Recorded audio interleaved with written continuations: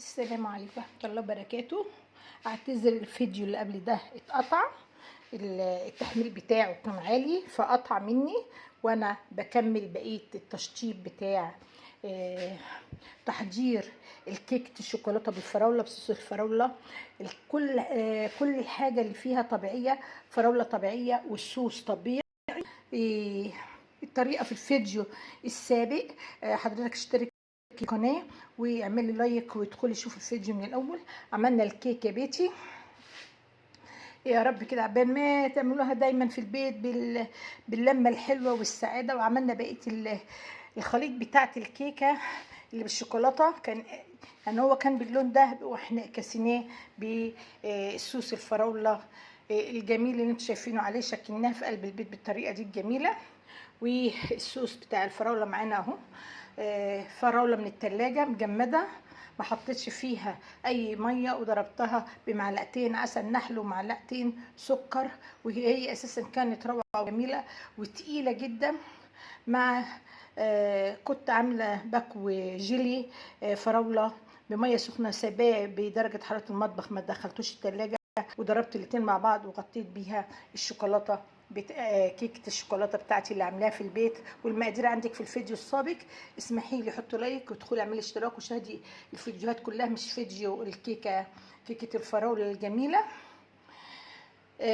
كلها بتشعي بقى بالفرحه للاولاد واللمه الحلوه والبهجه بتاعت الصيف، وحاجه على قد الايد.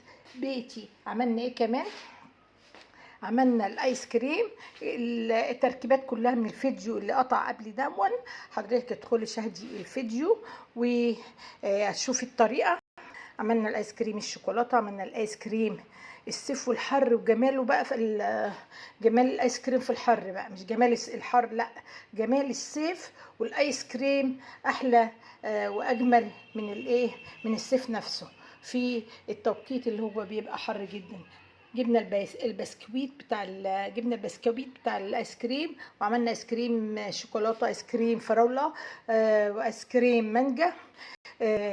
الالوان والمكونات طبيعيه جدا. ادخلوا الفيديو السابق وحاجه على قد البيت، وملينا البيت بحاجات جميله. وعملنا التورته بالشوكولاته، الكيكه بالشوكولاته، وزوقناها على قد الايد برضو بمكونات طبيعيه، مفيش اي الوان صناعيه ومفيش اي مكسبات طعم ولا الكلام ده كله. حاجات حلوه من البيت. الفراوله المتجمده اللي حضرتك جايباها حاليا او هتجمديها في قلب التلاجة، اضربيها في الخلاط، هتديكي الفراوله بنفس السمك ده والجمال ده. وبتعززي طعم الفراوله اكتر واكتر مع جيل الفراوله عشان يبقى متماسك، ما يبقاش سايل. تمام. وكل ما تسقع وتدخليها مثلا بالليل الصبح او من الصبح للمغرب، الجيل بتاعها هيمسك مع الصوص اللي انت عاملاه في البيت. وهنا عملنا كب كيك كميه ما شاء الله رصيد عشان التصوير. برضو حاجه على قد الايد لاولادنا بالشوكولاته، الشيبس الشوكولاته الحبيبات اللي هي موجوده في قلب الكب كيك، ولا اروع ولا اجمل. شغل بيتي، يعني انا ما بشتغلش، بس حاجه اعمليها انت في بيتك.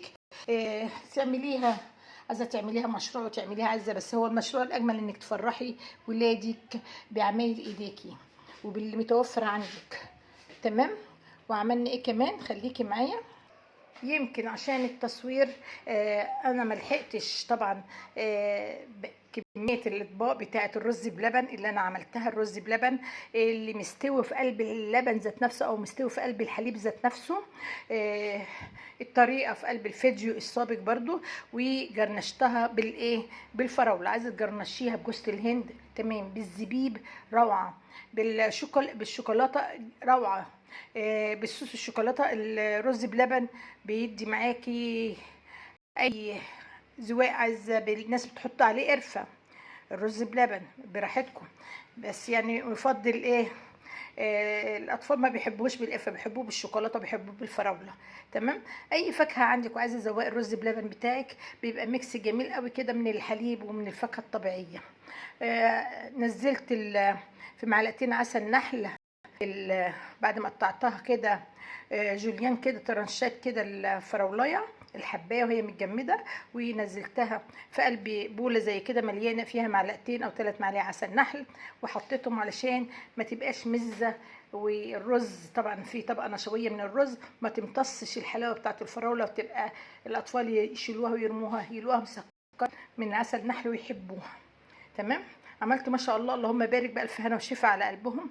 عملت كميه كتيره من الحليب، استفدنا من الحليب واستفدنا من الرز واستفدنا من الفراوله، ومعلقتين 3 عسل نحل مع نص كوبايه سكر او كوبايه سكر، مع معلقتين قشطه حلوين كده من بتوع اللبن. الحليب تكوني واخداهم من وش اللبن، الرز بلبن بتكاته وحركاته، والكيكه الشوكولاته، فراوله وصوص الفراوله، قطع الفراوله الطبيعيه. الصوص عملناه في قلب الفيديو السابق. عملنا الايس كريم بالكريم شانتيه وبالجيلي، طبعا ده بالكاكاو، وده بالجيلي الفراوله، وده بالجيلي المانجا. ولا اروع ولا اجمل.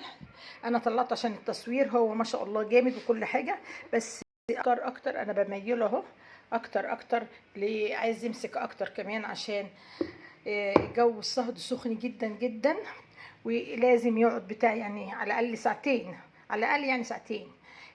هو كده كده الكريم شانتيه ماسك نفسه اهو، زي ما انا ببين الحاجه خالص اهي، بس اكتر علشان خاطر مسافه ما تحطيها في البسكويته ما تيلش عليكي. الكريم شانتيه عاملاه بالايس كريم، عملته بالحليب وعسل النحل، مغذي جدا ومفيد لاولادكم. يا ريت تحطوا لي لايك، وقبل ما تحطوا لايك وقبل ما تدعموني نصلي على سيدنا النبي محمد عليه افضل الصلاه والسلام، ونذكر الله. اللهم صل وسلم وبارك عليك يا حبيبي يا رسول الله. اللهم ارزقنا شفاعته، اللهم ارزقنا شربة ماء لا نظمأ بعدها ابدا، والصلاه والسلام على حبيبي رسول الله. اللهم ارزقنا شفاعته يا رب. و لا إله إلا الله، ولا حول ولا قوة إلا بالله. وكلوا مما يذكر عليه اسم الله. بسم الله، الله أكبر. بسم الله الرحمن الرحيم، بسم الله الرحمن الرحيم، والحمد لله رب العالمين على ما رزقتنا. الحمد لله. بنحلي بنحلي يومنا كده بحاجة جميلة، ونرضي أولادنا بشغل إيديكي وبكميات حلوة اللي انت هتجيبيها من بره، وحاجة إيدك نضيفة وحاجتك نضيفة، ومكونات ما فيهاش الجلوكوز ولا الحاجات اللي انت عارفاها. طبعا الكيكه برضو البيض والحليب والدقيق والحاجات كلها من داخل البيت.